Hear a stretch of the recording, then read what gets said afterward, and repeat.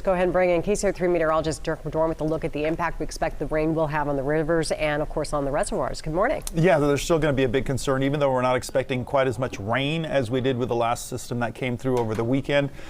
We are looking at still a ground that's very saturated, areas that are already running high with the creeks and streams and rivers, and so that's going to just kind of add to the situation as we go through this next weather system and the rain expected. So we do have a flood watch, and you can see the extent of it from north to south across much of California. Because of the excessive runoff that's expected, the rivers, creeks, and streams, there are going to be some areas of flooding, especially in low-lying areas and areas that are prone to flooding. They're already flooding. They're already flooded at this point. But we're going to focus on the Cosumnes River at Michigan Bar because this is a good indicator of what we can expect, again, with this system. Because what this river is this is an uncontrolled river. And so it gives us a better idea and has a better chance of flooding because there's no way to control the water as it goes down through that system. So you can see compared to last weekend how much water came down in the floodwaters, how high they got. Now, as we take a look at the numbers here, you can see that we had 11.84 inches come down that river basin. The forecast, again, this is just a forecast, but much less. Look at that, 2.85 is what we're forecasting. So you can see the comparison here with what we're expecting as far as the river levels. So as far as the water falling and the river flowing, it's looking much better as we go through this system that's going to last through today and tomorrow. So rain, yes, we're going to have a lot of rain. Are we going to have some flooding? Yes, but it looks like right now that it shouldn't be to the extent of what we saw this past weekend. So for more details about our forecast and what's going to be happening, let's turn it over to Tamara Berg. All right, thanks, Dirk. And yeah, the wind is also going to be a big variable. That is the big reason why today is an alert day, because of potential for damaging winds, which could be racing across the area, especially later on today. Right now, live look in Rancho Cordova. Good morning, Sacramento County. You're out that door. You may have a couple of sprinkles and or light bands of rain, but the morning, the commute, I think is going to be just fine. Yeah, you may have to drive through a little bit of rainfall, but the heavier rain is going to hold off until later on today. Temperature spread right now mid to upper 40s, making your way outside with some patchy areas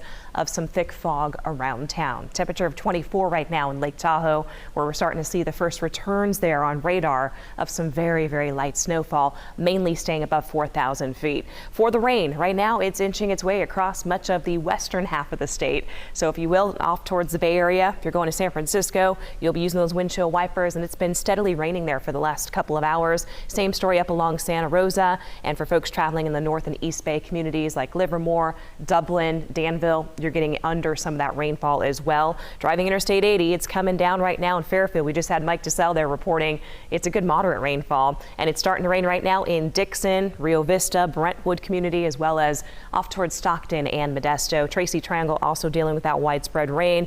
Turlock, your rain is pretty light, but it could pick up the intensity here within the next hour or so. Traveling along the Sierra, right around Donner Summit, again, everything's very, very light in terms of snowfall. It's very light around Lake Tahoe as well as down the hill, Highway 50. You get to about Kybers, and that's where you start to notice some of the light snow that's coming down. The wind coming across the area south at 5 to 12 in Stockton and Modesto, so it's not terribly strong yet. You're noticing those winds picking up a little bit more in Placerville, and those winds have been steering out of the north right now at 18 right over Fairfield. Here's our weather system, and this is a good looking storm system. When you look at it here on the mid and upper levels of the atmosphere, as we look at this water vapor imagery, we're noticing that again, we're seeing just those light returns of rain right now, but this system, as it continues kind of trekking onshore, just increases in intensity, both in rain and both in wind. So here's wind and the Futurecast a model for today. This is 9 o'clock. Wind speeds around the area coming up out of the south in that 15 to 20 mile per hour range. So it's not terribly strong, but it's definitely noticeable. Then once we move ahead to 5 o'clock, here's where the winds pick up a little bit more, 20 to 25, close to 30 miles an hour, pretty widespread impact. And then it gets even stronger wind speed wise once we get to the 10 o'clock hour. So this is a time a lot of folks are settling in, heading to bed. You may notice if you're a light sleeper, those winds are howling and or gusting, and you may hear things kind of rattle outside of your windows as those winds are churning at that point and gusting close to 40 to 50 miles an hour. It's also going to time out with that rain. So by 8 o'clock this morning, pretty much everybody's in the rain. Some of us will catch a break, especially into the middle of the day, but then by 6 o'clock, we're back into the heavy rainfall. That'll continue through about the 10 o'clock hour. We'll catch some rain breaks in the overnight, but we're not done. In fact, we're far from done as far as the rain and the wind goes. More breezy conditions for tomorrow with occasional showers. Some of those showers could be heavy. Fridays are going to be our chance to dry out, and you'll notice in the 7-day, that is the only dry day I have.